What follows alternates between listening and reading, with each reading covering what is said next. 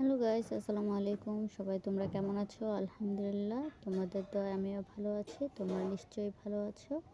তোমাদের মাঝে আজকে একটি ব্লগ নিয়ে আসলাম।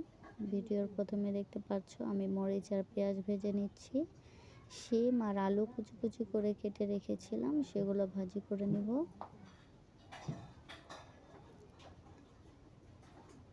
দেখো, আমি অল্প অল্প করে দিয়ে দিচ্ছি। আমার সম্পূর্ণ সবজিগুলো দেওয়া হয়ে গিয়েছে। এবার আমি নেড়ে ছেড়ে দিব।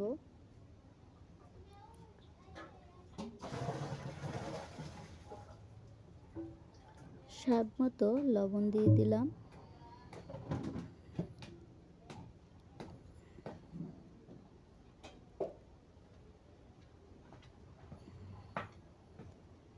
আলু আর শিম কুচি করে কেটে সবগুলো মরিচ আর পেঁয়াজ ভাজার পরে দিয়ে দিয়েছি। এবার নেড়ে ছেড়ে দিব। দেখো, আমার সবজিগুলো সিদ্ধ হয়ে গিয়েছে। আমি একটু সবগুলো একসাথে করে দিয়েছি যাতে সিদ্ধটা ভালো হয়। দেখো কি সুন্দর নরম হয়েছে, দেখতেও মাশাআল্লাহ ভালো লাগছে, খেতেও দারুণ লাগবে। এইভাবে সবজি ভাজি করে খেয়ে দেখো, ভালো লাগবে। তারপর কাঁচামরিচ পেঁয়াজ কুচি করে এবং ধনিয়া পাতা কুচি করে কেটে রেখে দিয়েছি। দেখো, বাইলা মাছ হলুদ আর লবণ দিয়ে ঝাঁকিয়ে মেখে রেখেছি। মাছগুলো কেটে ধুয়ে পরিষ্কার করে নিয়েছিলাম অফ ক্যামেরায়।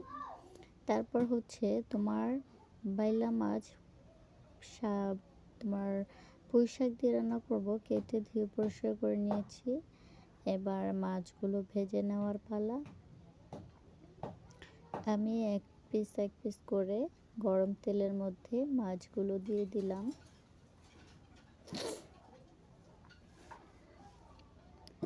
দেখতে পাচ্ছ, মাছগুলো কিন্তু দেখতে মাশাআল্লাহ দারুণ লোভনীয়। দেখো, আমার মাছগুলো ভাজা হয়ে গিয়েছে। এটা দেশীয় বাইলা। এবার এসো রান্না বসিয়ে দিই। পরিমাণ মতো পেঁয়াজ গরম তেলে দিয়ে দিয়েছি। এবার একটু ভেজে নেব। দেখো, মশলাটা রেডি করে ফেললাম। আদা রসুন বাটা, জিরার বাটা, হলুদ মরিচের গুঁড়া।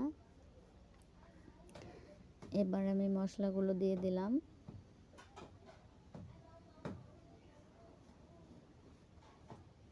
মশলাগুলো একটু ভেজে নিয়েছি। এবার আমি পুঁই শাকের ডাঁটা আর আলু আগে দিয়ে এগুলো একটু ভেজে সেদ্ধ করে নিব।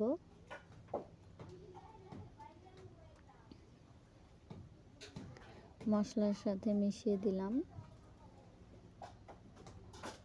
আমি ডাঁটা আর আলুগুলো একটু নরম হয়ে আসলে এই পর্যায়ে আমি পুঁই শাকগুলো দিয়ে দিলাম।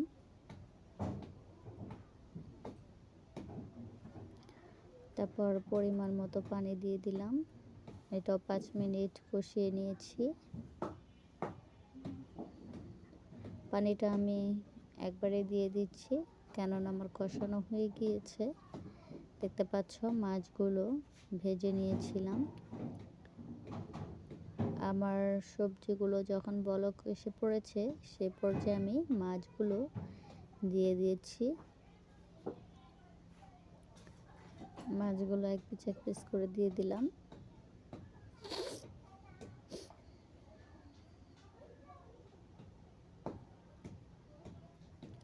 দেখো, আমার তরকারিটা বলক চলে এসেছে।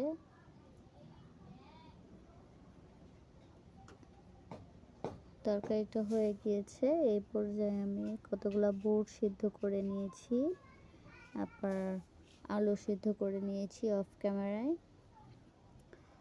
আলু চপ বেগুনি এগুলো বানাবো, তাই দেখো আমি আলু চপ বেগুনি আর হচ্ছে পেঁয়াজু এগুলো অফ ক্যামেরায় ভেজে নিয়েছি। আমার অনেকগুলো হয়ে গিয়েছে, যেহেতু রোজার মাস, গরম চুলায় তাড়াতাড়ি করে নিই। এরপর দেখতে পাচ্ছ আমি বিটরুট কাটছি। বিটরুট বন্ধুরা, তোমরা কে কে খেতে পছন্দ করো আমাকে কমেন্ট করে জানিও। আমি প্রায় 2 কেজি পরিমাণ বিটরুট স্লাইস করে কেটে আমি ডিপে ফ্রোজন করব।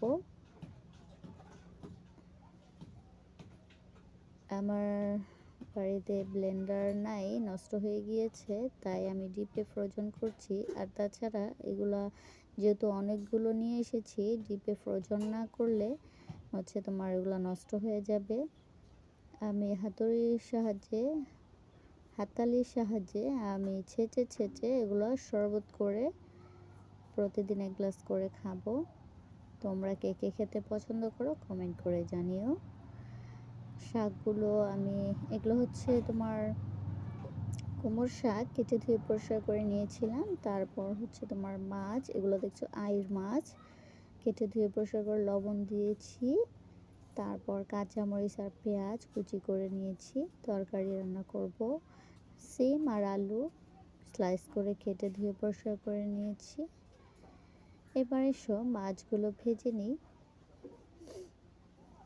এক এক করে আমি মাছগুলো দিয়ে দিলাম।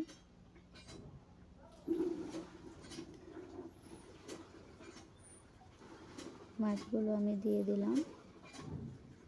দেখো আমার মাছগুলো ভাজা হয়ে গিয়েছে, মাশাআল্লাহ দেখতে দারুণ লাগছে।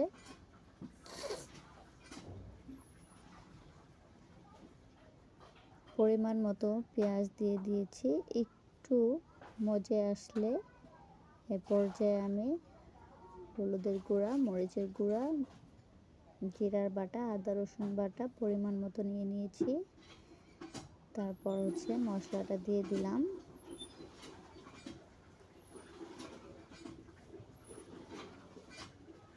এরপর সিম আর আলু স্লাইস করে কেটে রেখেছিলাম, সেগুলো দিয়ে দিচ্ছি। এবার 1 কাপ পরিমাণে পানি দিয়ে আমি একটু কষিয়ে নেব।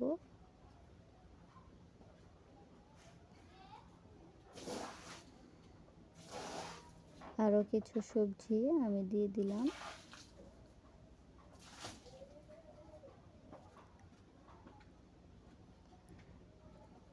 আমি 5-7 মিনিট কষিয়ে নিয়েছি। এই পর্যায়ে আমি কুমড়ো শাক কেটে ধুয়ে পরিষ্কার করে নিয়েছিলাম, সেগুলো দিয়ে দিব। আমার 10 মিনিট কষানো হয়ে গিয়েছে। এ পর্যায়ে শাকগুলো দিয়ে দিচ্ছি। শাকগুলো পরে দিতে হয়, আগে দিলে বেশি শাক জাল পেলে হচ্ছে তোমার টক মনে হয়।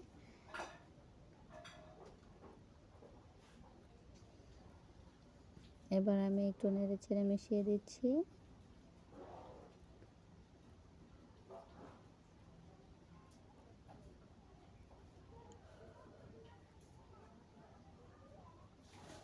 আমি পানিটা একবারে দিয়ে দিচ্ছি, পানিটা আর দিব না।